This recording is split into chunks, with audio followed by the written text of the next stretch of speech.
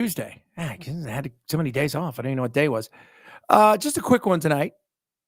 Special election here in Tennessee, and Aftyn Behn and Matt Van Epps. I had Aftyn on my show today, and tomorrow morning I'm going to play some of that. She is an interesting and very sweet woman. And it's amazing the insanity of which the hatred comes out. You had her on your show. It's because you're a commie.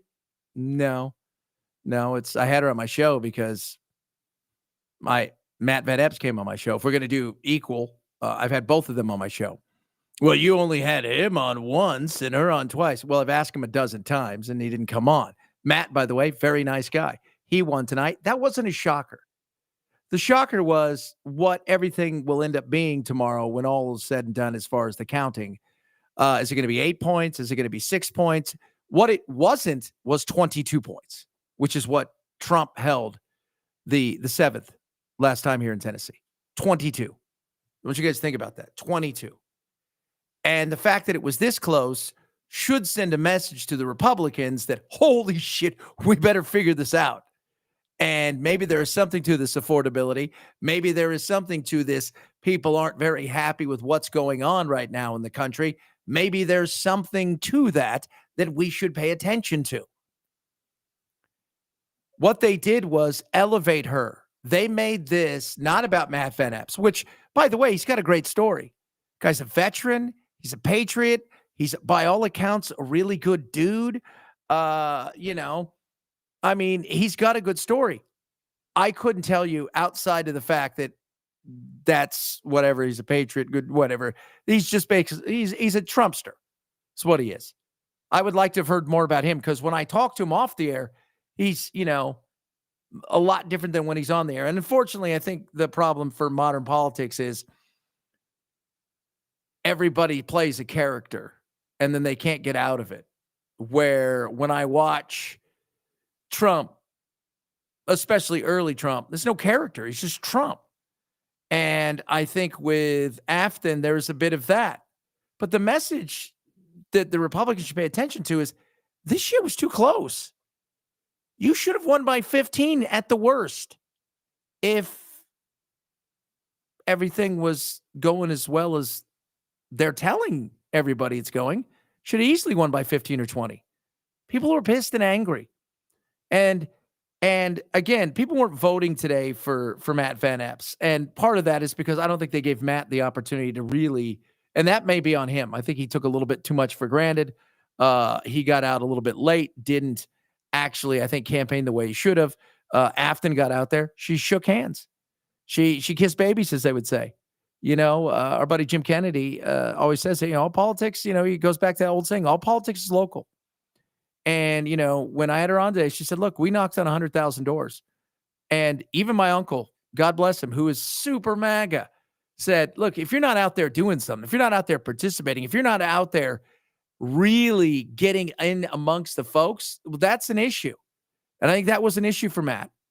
But I think the other issue, the bigger issue, is the Republicans have a real problem. And they've got time to fix it. But the first thing they need to do is address it, which is there's an affordability issue. I said this today, and I've said this for months and months, and for years, actually. Wall Street and Main Street are two separate things. And in fact, Wall Street is pulling away from Main Street in a way that a lot of Americans, even Republicans, are struggling with. The middle is getting smaller. We all wish our middle would get smaller, but the middle is getting smaller. And there's a real frustration out there. And it is really weird. For years, you had these. It was interesting. I was talking to my buddy the other day. I said, for years, it was, I'm socially, I'm a little bit liberal, but fiscally, I'm very conservative. I think what you're finding now is you're finding a lot of people who are socially more conservative and fiscally a little bit more liberal because they feel like the haves are pulling away from the have-nots, and it's become something that they can't deal with. And it is a frustrating situation. So the Republicans have time, but they've got to change their message. And the message can't be, we won tonight, so you watch what happens. Look, we're going to have a slowdown at some point in time here in the next probably 6 to 8 months. How big is it? I don't think it's going to be disastrous. I think it's going to be a bit of refiguring out and fixing our sea legs and getting them ready and then moving forward. But you've got to take off from there, and you've got to be with the people. They want to know that, hey, you know what? We understand you're feeling it. It isn't going to be easy, but we're going to get there. And we'll see if that happens. But I will tell you this right now. There is no doubt that Mike Johnson paid attention. He's been on the phone. My buddy Matt this past week on Friday. He's out here yesterday. Trump's made phone calls, right? There's been all these things that have gone on. People paid attention to this one because they wanted to see. And I think the message is going to be, if we don't sort this out sooner rather than later, that next November, we're going to get kicked straight in the grundle. And we better figure out how to fix this problem. You address the affordability problem. You have time to do it. But you've got to show that you're with the people. Otherwise, I got news for you. It ain't going to be close like this. It's going to be ugly next November.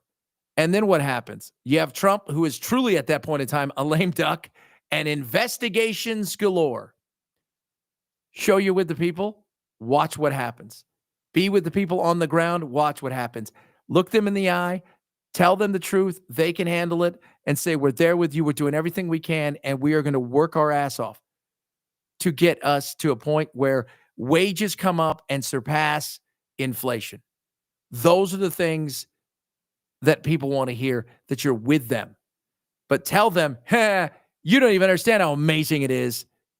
And then go, wow, it didn't work for Biden, and I guess it's not working for us either.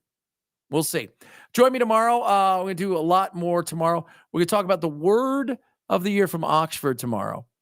And we're going to do a special here on the old video. And that word, it is rage bait. And we're going to do a special about how we are in a position right now where too many people are profiting off the hate and anger that's out there. And too many people are buying into shit that they shouldn't be buying into. And we've stopped looking at our neighbors, as friends, as family members, and we look at them as red or blue, and that doesn't get us anywhere. You guys have a blessed night. Hope you had a good Thanksgiving. Radio tomorrow, 6 to 9 on the old radio, Pacific time, 9 to noon Eastern. God bless you all, and, have a goose day.